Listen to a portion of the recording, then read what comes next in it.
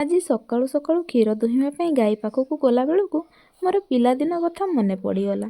ଆପଣମାନେ ତ ଜାଣନ୍ତି ମୁଁ ଜଣେ ସାନ୍ତାଳ ଆଦିବାସୀ। ଆମେ ଆଦିବାସୀମାନେ ଚାଷ ନଚେତ୍ ପଶୁପାଳନ ଉପରେ ନିର୍ଭର କରୁ, କିନ୍ତୁ ବିକ୍ରି ପାଇଁ କେବେ କ୍ଷୀର ଦୁହୁଁନା। କେବଳ ଘରେ ଛୋଟ ପିଲା ଥିଲେ ଢକେ କି ଦିଢକ ପିଏଇବା ପାଇଁ ଦୁହାଁ ହୁଏ। ସେଇ ପରିପ୍ରେକ୍ଷୀରେ ବାପ ଘରେ ଗୋଟେ ଗାଈ ଥିଲେ ବି ମୁଁ କେବେ ତାଙ୍କ ପାଖ ମାଡ଼ିନି କି କ୍ଷୀର ଦୁହିଁନି।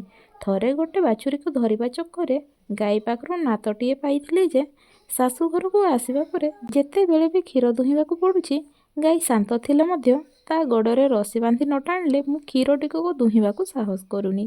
ପ୍ରଥମେ ପ୍ରଥମେ ତ ଆମ ଗାଈକୁ ବି ଅଡ଼ୁଆ ଲାଗିଥିବ, ହେଲେ ଏବେ ସେ ଆଉ କିଛି ପ୍ରତିକ୍ରିୟା ଦଉନି। ତାର ଚାରା ଖାଇବାରେ ବ୍ୟସ୍ତ ରହୁଛି, ଆଉ ମୁଁ ଘର ଖର୍ଚ୍ଚ ପାଇଁ ଅଳ୍ପ କ୍ଷୀର ଦୁହିଁ ନେଉଛି। କିନ୍ତୁ ତା ଗୋଡ଼ ଖୋଲି ଦୁହିଁବାକୁ ସାହସ ପାଉନି।